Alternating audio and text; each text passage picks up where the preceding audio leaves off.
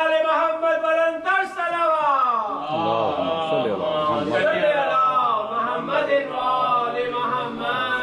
گزارش ہے سورہ حمد اور 3 مرتبہ سورہ توحید کی تلاوت فرما کر یاسمین قاسم بنت مرزا ابو القاسم صاحب کی روح کو شاد فرمائیں۔ بسم اللہ۔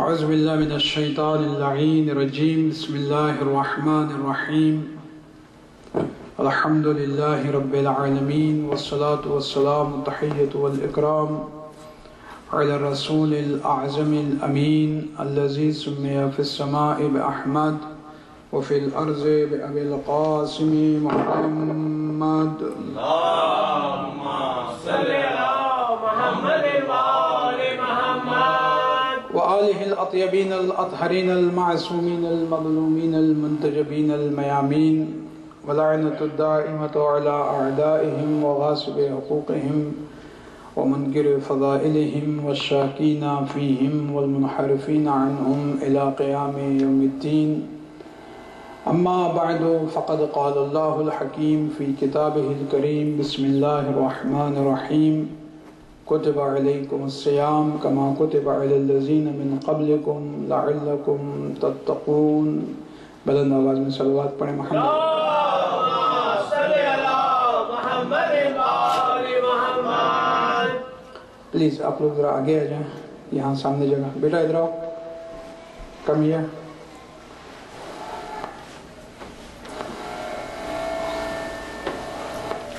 سر جھکانا نہیں، کم ہی ہے، ادھر آؤ، very good. Do you know بیٹا ایپل، ایک ایپل میں کتنے سیڈز ہوتے ہیں؟ How many seeds there in apple? کبھی کاٹ کے دیکھا؟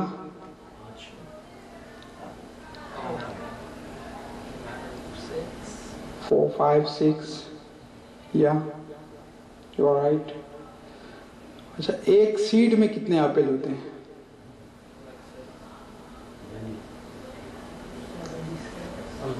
ایک ایپل میں 4, 5, 6 سیڈز ہوتے ہیں، لیکن ایک سیڈ میں کتنے ایپل ہوتے ہیں؟ یا کوئی نہیں جانتا؟ ملینز آف ایپلز ہو سکتے ہیں ایک سیڈ میں۔ تمہارے پیرنٹس ایپل ہیں، ان کی طاقت، ان کا پاور محدود ہے، بٹ تم سیڈ ہو، تمہارے پاس کتنی طاقت ہے کوئی نہیں جانتا ہے، بہت زیادہ طاقت ہے۔ اس پاور کو، اس طاقت کو یوز کرنے کی ضرورت ہے، اور ان مجلسوں سے، ان بحثوں سے، ان درسوں سے ہمیں اس پاور کا علم ہوتا ہے، ہمیں اس کی ایجوکیشن ملتی ہے، ہمیں اس کی نالج ملتی ہے کہ وہ کون سی پاور ہمارے اندر پائی جاتی ہے۔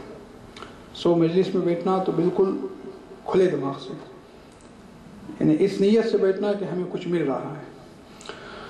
تو آج ہم گفتگو کریں گے، ہم نے کل کہا تھا رضا بھائی سے کہ تاریخ خلفاء پہ پڑھیں گے، شاید اس کو کل ہم پڑھ دیں، بعض مومنین کی خواہش ہے کہ وہ بھی اس میں شریک ہونا چاہتے ہیں۔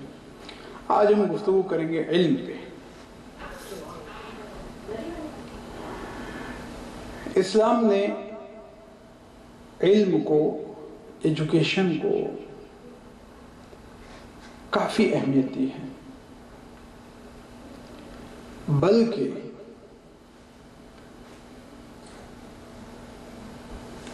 دین کا آغاز ہوا ہے علم سے، وحی کا آغاز ہوا علم سے۔ پہلی وحی جو پیغمبر اکرم پہ نازل ہوئی، اس میں یہ بتایا گیا، اے رسول پڑھو، پڑھو، گولی مارو نہیں کہا،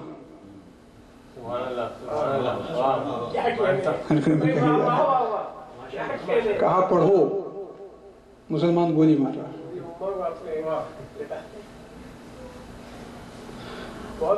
مسلمانوں میں شہیدوں کی تعداد میں تو روز بروز اضافہ ہو رہا ہے، مگر اسکالرز کی تعداد میں اضافہ نہیں ہو رہا ہے.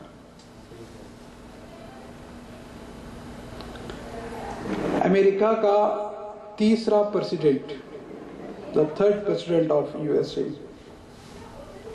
تھامس جیفرسن، آپ نے سنا ہے اس کا نام؟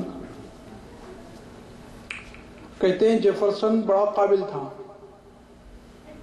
وہ فرینچ، لاطینی، انگلش کئی لینگویج جانتا تھا. اس نے آخری عمر میں وصیت کی کہ میری قبر پہ جو کتبہ لگایا جائے اس میں یہ نہ لکھا جائے کہ میں امریکہ کا پریزیڈنٹ تھا، بلکہ یہ لکھا جائے کہ میں ورجینیا یونیورسٹی کا فاؤنڈر، یعنی میں امریکہ کا پریزیڈنٹ تھا یہ نہ لکھا جائے، یہ لکھا جائے کہ میں ورجینیا یونیورسٹی کا فاؤنڈر تھا. یعنی جن لوگوں پر علم کی اہمیت آشکار ہو جاتی ہے وہ امریکہ کی صدارت کو بھی ہیج سمجھتے ہیں.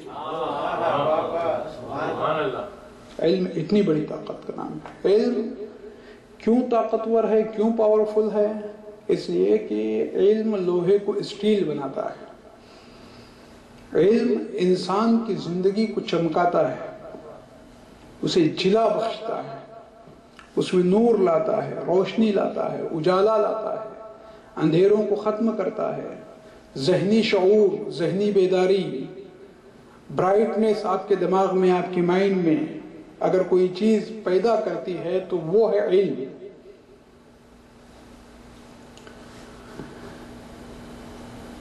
بڑی اہمیت ہے اسلام میں علم کی.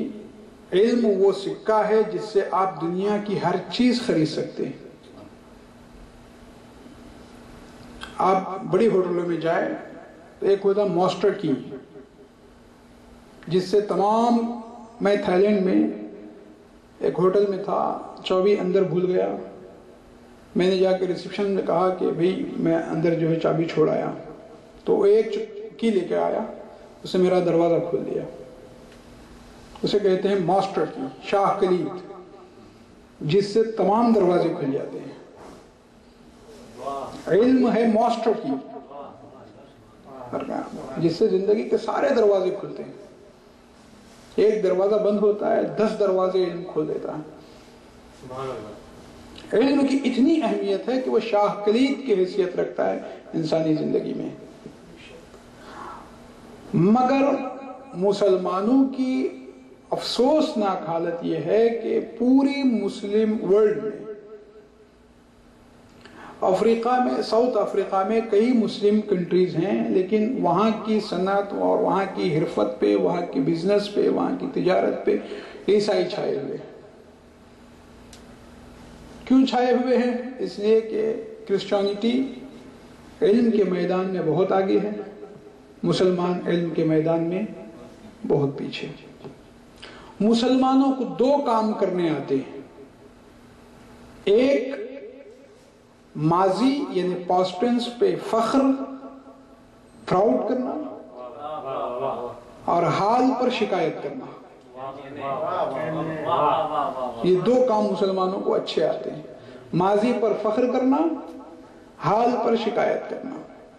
ماضی پر فخر، ہم نے اتنی یونیورسٹیاں بنائیں، 150 سائنٹسٹ مسلمان، نظامیہ مدرسہ ہم نے بنایا. اقبال نے تو غضب کر دیا، دشت و دشت ہیں صحرا بھی نہ چھوڑے ہم نے، بحر ظلمات میں دوڑا دیے گھوڑے ہم نے. مغرب کی وادیوں میں گونجی اذاں ہماری، تھمتا نہ تھا کسی سے سیل رواں ہمارا. پتھر پہ علم دین کا گاڑا کس نے، مرحب سے پہلوان کو پچھاڑا کس نے. پراؤڈ. اور حال پر شکایت کرنا آتا ہے. مسلمانوں کا خون بہایا جا رہا ہے، مچھر کی بلٹ کی ویلیو ہے لیکن مسلمان کے خون کی کوئی ویلیو نہیں ہے. ہماری ناموس کو لوٹا جا رہا ہے، ہماری مسجدوں کو گرایا جا رہا ہے، ہمیں تہس نہس کیا جا رہا ہے، دنیا ہماری دشمن ہو چکی ہے، دنیا ہماری مخالف ہو چکی ہے۔ حالانکہ ماضی سے لینے کی چیز فخر نہیں بلکہ سبق ہے، حال میں کرنے کی چیز شکایت نہیں بلکہ عمل ہے۔ دو چیزیں ہیں، اگر ان دو چیزوں کو ہم لوگ اپنا لیں، ماضی پر فخر کرنا چھوڑ دیں۔ اسوۃ حسنہ کہا ہے، پیغمبر اکرم ہمارے لیے بہترین ماڈل ہیں۔ فخرۃ حسنہ نہیں کہا کہ وہ ہمارے لیے پراؤڈ کا ذریعہ ہیں، وہ ہمارے لیے فخر کا نہیں، فخر نہیں۔ علی ہمارے لیے فخر نہیں ہے، حسن ہمارے لیے فخر نہیں ہے، حسین ہمارے لیے فخر نہیں ہے، وہ ہمارے لیے نمونہ ہیں کہ ہم ان کی زندگی کے مطابق اپنی زندگی کو نبھائیں۔ ایک بوڑھا ایک حکیم کے پاس گیا، اس نے کہا حکیم صاحب چلنے میں میرا سانس پھول جاتا ہے۔ حکیم نے کہا بڑھاپے کی وجہ سے۔ بوڑھے نے کہا حافظہ ذرا خراب رہتا ہے۔ حکیم نے کہا بڑھاپے کی وجہ سے۔ بوڑھے نے کہا کمر میں درد رہتا ہے۔ حکیم نے کہا بڑھاپے کی وجہ سے۔ بوڑھے نے کہا آنکھوں کو دکھائی نہیں دیتا۔ حکیم نے کہا بڑھاپے کی وجہ سے۔ کانوں کو سنائی نہیں دیتا۔ حکیم نے کہا بڑھاپے کی وجہ سے۔ بال سفید ہو رہے ہیں حکیم صاحب۔ حکیم نے کہا بڑھاپے کی وجہ سے۔ بڈھے کو غصہ آیا، کمبخت تو نے اپنی حکیمی میں سوائے بڑھاپے کے کچھ اور بھی پڑھا کہ نہیں پڑھا؟ تو حکیم نے کہا یہ جو آپ مجھ پہ غصہ کر رہے ہیں نا، یہ بھی بڑھاپے کی وجہ سے۔ مسلمانوں کے ہاتھ سے حکومت گئی، دولت گئی، اقتدار گیا، شان گئی، شوکت گئی، صرف ایک وجہ سے مسلمانوں نے باب العلم کا دروازہ چھوڑ دیا۔ اگر علی کے دروازے سے منسلک رہتے تو آج یہ گتنا۔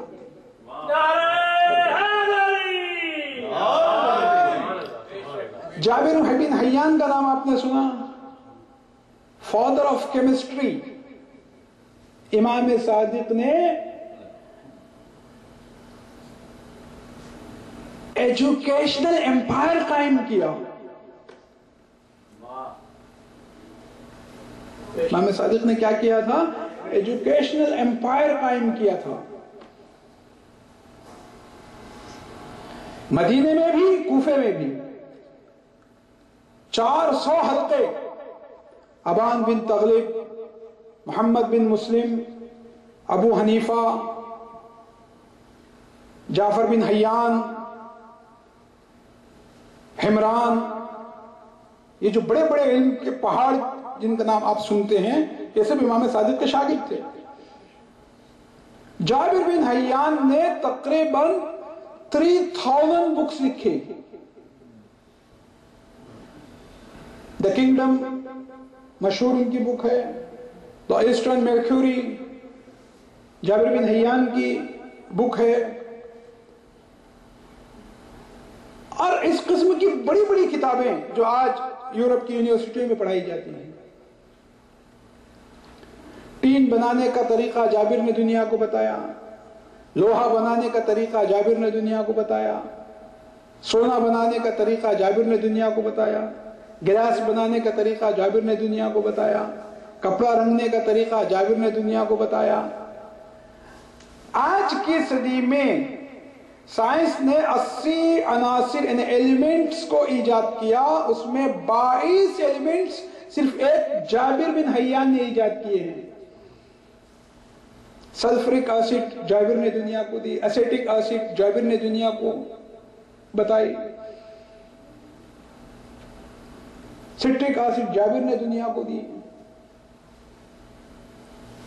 3000 کتابیں جابر نے لکھی۔ جابر نے امام صادق کے مشورے سے ایک ایسا کاغذ بنایا کہ جس کے حروف صرف رات کو پڑھے جا سکتے تھے، اور جو نہ پانی میں سے بھیگ سکتا تھا نہ آگ میں جل سکتا تھا۔ پہلا دوربین دنیا کو جابر بن حیان نے دیا۔ پھر اس کے بعد جابر نے ایک ایسا دوربین بنایا کہ جس میں 500 میٹر دوری کا اونٹ جو ہے وہ 5 میٹر کی دوری سے دیکھا جا سکتا تھا۔ پھر اس کو گلیلیو نے بہت طرح کے گلیلیو ایک سائنٹسٹ گزرا ہے، اگر آپ نے اس کی لائف کو پڑھا ہے، پڑھی اگر نہیں پڑھا، اسی نے زمین کی حرکت کا نظریہ دنیا کو پیش کیا۔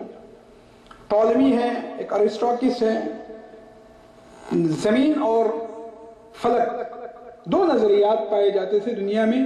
کچھ لوگ کہتے تھے کہ زمین گھومتی ہے، کچھ لوگ کہتے تھے کہ نہیں سورج گھومتا ہے۔ اگر دونوں کے نظریات ایک ہوتے تو کبھی ترقی نہ ہوتی۔ اگر ٹالمی اور ارسطاطس دونوں نظریے ایک ہوتے کہ نہیں بھی سورج گھومتا ہے تو کبھی اصلی حقیقت سامنے نہ آتی۔ یہ ڈفرنسز آف اوپینین، نظریاتی اختلاف ایک نئی چیز کو وجود میں لاتا ہے۔ سائنسدانوں کے درمیان ڈائلاگس ہوا کہ بھئی حقیقت کیا ہے، زمین گھومتی ہے کہ سورج گھومتا ہے؟ تو پھر گلیلیو نے اسے اور ترقی کی، لیکن سب سے پہلے جو ایجاد کیا تھا وہ تھا جابر بن حیان۔ تو اس کا مطلب یہ ہے کہ اسلام علم کا دشمن نہیں بلکہ علم کی سرپرستی کرتا ہے۔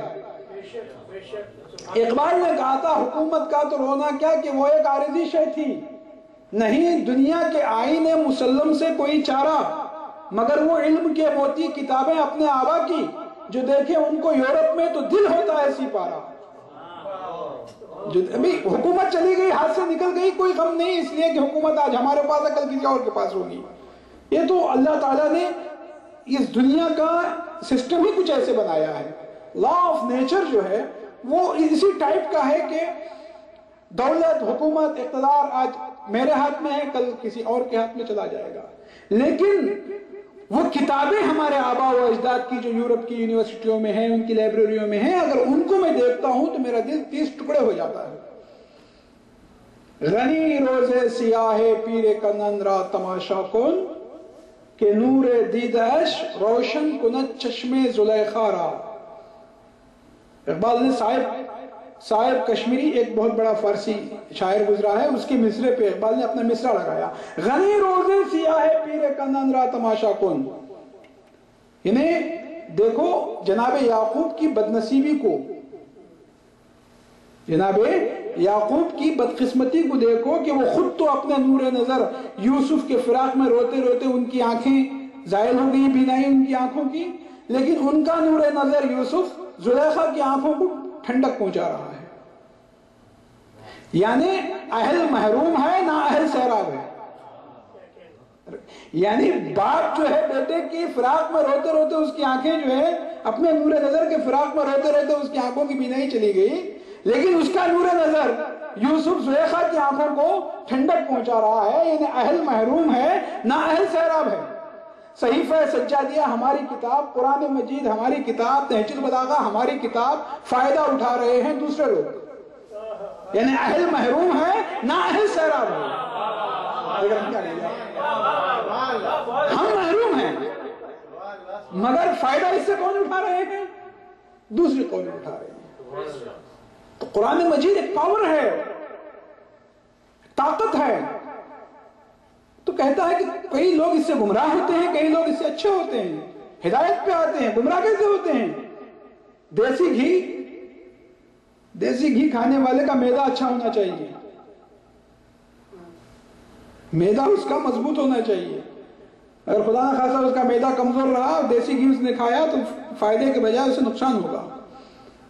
قرآن مجید پڑھنے والے کا ایمان ٹھیک ہونا چاہیے، اس کی معرفت اچھی ہونی چاہیے۔ اگر معرفت میں کوئی کمی ہے، اس کا ایمان ٹھیک نہیں ہے تو قرآن سے الٹا نقصان پہنچائے گا۔ ڈاکٹر یوسف اسلام کا نام آپ نے سنا، وہ پہلے کرسچن تھے، مسلمان ہو گئے۔ وہ کہتے ہیں کہ میرے پاس اللہ کا دیا ہوا سب کچھ تھا، پیسہ، دولت، شہرت، سب کچھ میرے پاس، لیکن ذہنی سکون میرے پاس نہیں تھا۔ بعض دوستوں نے مجھے مشورہ دیا منشیات کا، ڈرگز کو استعمال کروں، اتنے میں میرے کسی دوست نے لا کے مجھے قرآن مجید دے دیا۔ اب جب میں نے قرآن کو کھولا تو ایک طرح کا ذہنی سکون مجھے میسر ہوا۔ ابھی پڑھا نہیں ہے، کھولنے سے اسے ذہنی سکون ملا ہے، صرف کھولا۔ مریم جمیلہ ایک کرسچن عورت تھی، مسلمان ہو گئی۔ اس نے لکھا کہ تم کو کس چیز نے متاثر کیا؟ اس نے کہا مجھے سمپل قرآن مجید کا صرف میں نے دیکھا کہ قرآن مجید میں جانوروں کے نام سورے ہیں، شہروں کے نام سورے ہیں، شخصیات کے نام سورے ہیں، جناب مریم کا سورہ ہے لیکن جناب فاطمہ کا سورہ نہیں ہے۔ میں نے سوچا کہ قرآن جو ہے پارشلٹی کی کوئی چیز نہیں ہے۔ اگر قرآن پیغمبر کا قول ہوتا تو اس میں اپنی بیٹی کے نام سے ایک سورہ پیغمبر اکرم جاری کرتے۔ یہ اتنا بڑا پاورفل پیغمبر اور اس کی بیٹی کا سورہ نہ ہونا اس بات کی دلیل ہے کہ یہ آسمانی کتاب ہے۔ اس چیز نے اسے متاثر کیا۔ علامہ اقبال کے ایک دوست تھے کرسچن ڈاکٹر، بمبئی کے ایک سیٹ نے ان کی دعوت کی، اسی رمضان پارٹی اس نے کی، اس میں اقبال کو بھی بلایا، ان کے دوست کو بھی بلایا۔ دسترخوان بہترین، مسلمان کھانے میں بہت آگے، اچھا کھاتے ہیں ماشاءاللہ، کھانا بھی چاہیے۔ جیسے ہی کھانا ختم ہوا تو اس کرسچن ڈاکٹر نے اقبال سے کہا کہ ڈاکٹر صاحب مجھے کلمہ پڑھائیے۔ اقبال نے کہا کہ ڈاکٹر صاحب آپ نے تو ابھی کچھ دیکھا ہی نہیں، آپ نے کھانا دیکھا ہے ہمارا، آپ کو کس چیز نے متاثر کیا کہ آپ کہہ رہے ہیں کہ مجھے کلمہ پڑھاؤ؟ تو اس کرسچن ڈاکٹر نے کہا کہ اقبال سے ڈاکٹر صاحب میں نے دیکھا کہ جس قوم کا مزاج کھانے کے بارے میں اتنا معیاری ہے، اونچا ہے، تو دین کے بارے میں بھی اس کا معیار اونچا ہوگا، اسی لیے مجھے اس چیز نے متاثر کر دیا۔ تو میزبان نے کہا بریانی زندہ باد۔ میں نے کیا کہا؟ بریانی زندہ باد۔ اس ڈاکٹر نے کہا کرسچن نہیں، کہو اسلام زندہ باد، اسلام زندہ باد۔ اسلام دین علم ہے، اسلام دین نیچر ہے۔ آج اسلام کی آئیڈیالوجی دنیا کے لیے پرابلم نہیں ہے، مسلمان کا عمل پرابلم بنا ہوا ہے۔ سبحان اللہ، کیا کہنے، یاد رکھیے اس بات کو، دنیا اسلام کی آئیڈیالوجی پرابلم نہیں ہے، کسی کے لیے پرابلم نہیں ہے، پرابلم مسلمان کا عمل ہے، مسلمان کا ایکشن۔ اگر مسلمان صرف اپنے ایکشن کو ٹھیک کر لیں تو ان کو تبلیغ کرنے کی کوئی ضرورت نہیں ہے، اپنے ایکشن کو ٹھیک کر لیں، اسلام اپنے آپ پھیلے فاسٹ۔ اس لیے کہ جب اسلام میں کل کے جاہل مائنڈوں کو، جاہل دماغوں کو کنوینئنس کرنے کی طاقت تھی تو آج کے پڑھے لکھے دماغ کو تو بہت جلدی کنوینئنس کرتا ہے۔ جاہل دماغوں کو اس نے مطمئن کیا اسلام نے، تو آج کے کیا پڑھے لکھے دماغ کو مطمئن نہیں کر سکتا اسلام؟ یقیناً کر سکتا ہے، مگر مسلمان اپنا ایکشن درست کر لیں، اور اسی چیز کے لیے مسلمان تیار نہیں ہے۔ رشیا میں کمیونسٹ نظام آیا، پتہ ہے کب آیا آپ کو؟ 1917 میں رشیا میں کمیونسٹ نظام آیا، لینن کی سرکردگی میں، اور 1991 میں یہ ٹوٹا کمیونزم۔ کتنا سال ہوا، کتنا زمانہ؟ 1917 سے 1991 تک کتنے سال ہو گئے؟ 74۔ صرف 74 ایئرز کا عرصہ گزرا، اور اس 74 ایئرز میں رشیا میں کمیونزم کے خلاف کسی کو بولنے کی جرات نہیں تھی، کوئی منہ نہیں کھول سکتا تھا۔ لوگوں نے لطیفوں کا سہارا دیا۔ ایک 6 سالہ بچی اسکول گئی، وہ جا کے اپنی ٹیچر سے کہتی ہے کہ ٹیچر، آج ہماری بلی نے 5 بچے جنم دیے اور وہ سب کے سب کمیونسٹ ہیں۔ تو ٹیچر بہت خوش ہوئی، وہی کمیونزم پھیل رہا ہے چھوٹے چھوٹے بچوں میں، اور کمیونزم دیکھیے کیسے سوار ہے۔ بلی نے 5 بچے جنم دیے، وہ سب کے سب جو ہے وہ کمیونسٹ ہے۔ بیٹی ایسا کرنا، میں نیکسٹ ویک جو ہے وہ ایجوکیشن منسٹر کو بلاؤں گی، بڑی تقریب ہوگی، یہاں اسٹیج سجایا جائے گا، تم اپنے گھر کا یہ واقعہ ان کو سنانا، ہم بتائیں گے کہ دیکھیے ہمارا اسکول اور ہمارے اسکول کے اسٹوڈنٹس کتنا ترقی کر رہے ہیں، کمیونزم کیسے پھل پھول رہا ہے۔ ایجوکیشن منسٹر کو بلایا گیا، اسٹیج سجایا گیا، بڑی تقریب، مہمانوں کو اس میں بلایا گیا، کئی گیسٹ آئے، ٹیچر نے بچی کو بلایا، بیٹی وہ تمہارے لاسٹ ویک تمہارے گھر میں جو واقعہ ہوا اس کو بیان کرو۔ تو بچی نے کہا سر لاسٹ ویک ہماری بلی نے 6 بچے جنم دیے اور وہ سب کے سب سوشلسٹ ہیں۔ تو ٹیچر نے کہا بیٹی تو کیا کہہ رہی ہے، تم نے تو کہا تھا کہ کمیونسٹ ہیں، سوشلسٹ کیوں کہہ رہی ہے؟ تو بچی نے کہا سر اتنے دنوں میں ان کی آنکھیں کھل گئی۔ اتنے دنوں میں ان کی آنکھیں کھل گئی۔ کیپٹلزم امریکہ سے چلا، خود امریکہ میں کامیاب نہیں ہوا۔ کمیونزم رشیا سے چلا، خود رشیا میں کامیاب نہیں ہو سکا۔ مارکسزم چائنا اور جاپان سے چلا، خود چائنا اور جاپان اپنے ماحول میں کامیاب نہیں ہو سکا۔ لیکن اسلام مکے سے چلا، پوری کائنات میں پھیل گیا۔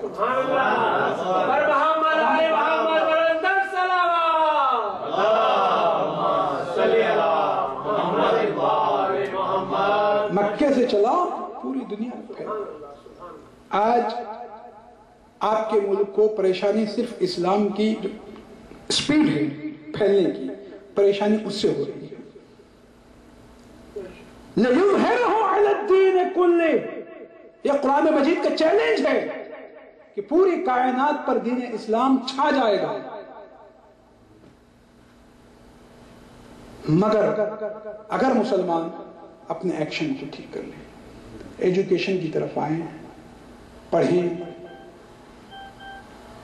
اتنا اپنے ذہن کو بھی دنیا مخالف ہے، دنیا کہاں تک، میڈیا، سارا میڈیا دنیا کا کتنا آپ کے خلاف کہے گا؟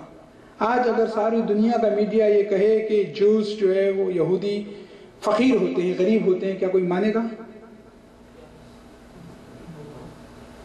اگر پوری دنیا کا میڈیا کہے کہ کرسچینٹی جو ہے وہ جاہل ہوتی ہے، کیا کوئی مانے گا؟ آج 100 برس بھی دنیا کا الیکٹرانک میڈیا یہ آواز لگائے کہ کرسچینٹی جاہل ہوتی ہے، دنیا کا کوئی انسان اسے تسلیم کرنے کو تیار نہیں ہے۔ میڈیا کی ایک طاقت ہوتی ہے جہاں پہ جا کے وہ ختم ہو جاتا ہے، ایک منزل ایسی آتی ہے۔ اگر ساری دنیا کا میڈیا چیخ رہا ہے تو ہم میں کوئی خامی ہے،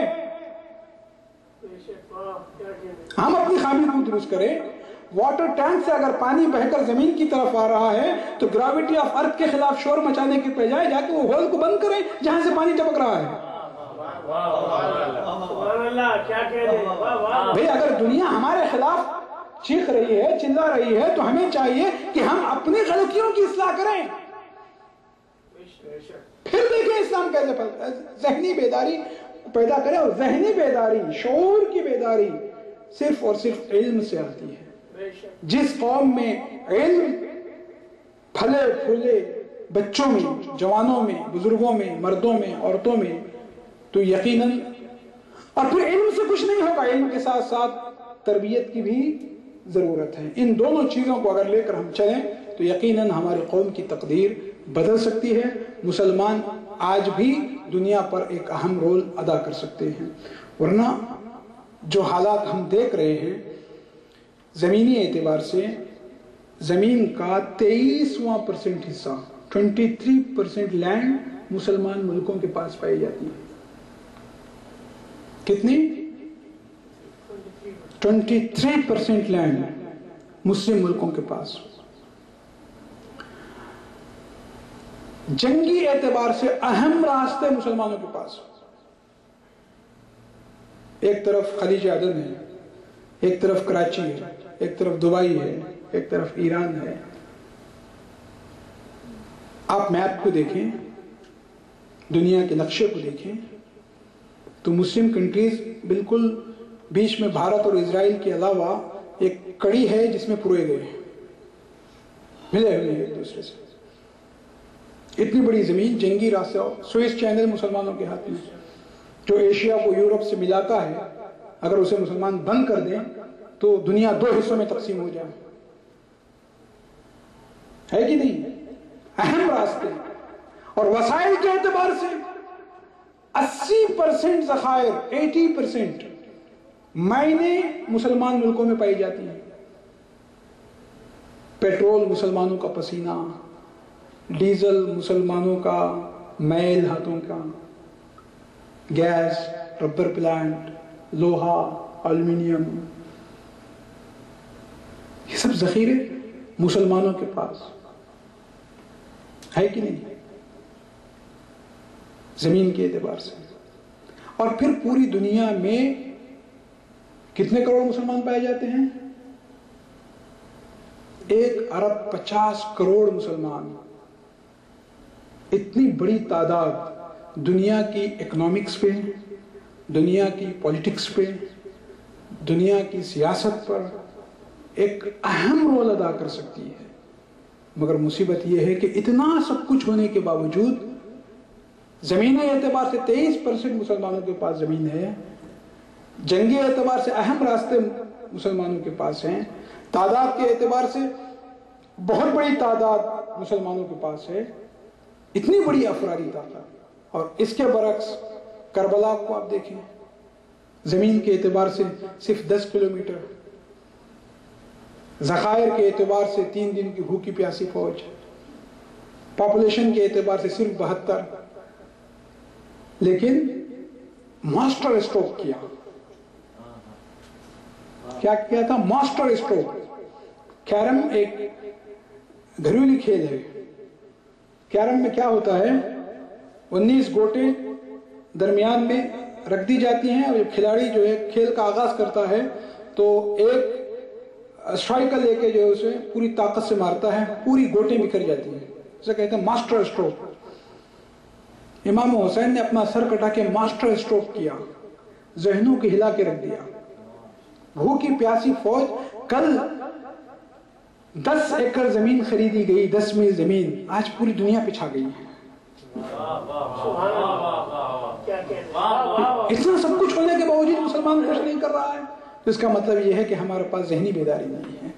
तो आज ज़रूरत है हम लोगों की कि हम एजुकेशन के मैदान में आगे आएं और दुनिया की इबरतों से फ़ायदा हासिल करें, और कोशिश करें कि हमारे जहन, हमारा शऊर बेदार हो जाए, और बेदार होकर इस बेदारी को भी हम मुस्बत चीज़ों में लगाएं, बल्कि अल्लाह ताला की इताअत में से सर्फ करें। वस्सलामु अलैकुम व रहमतुल्लाहि व बरकातुहू।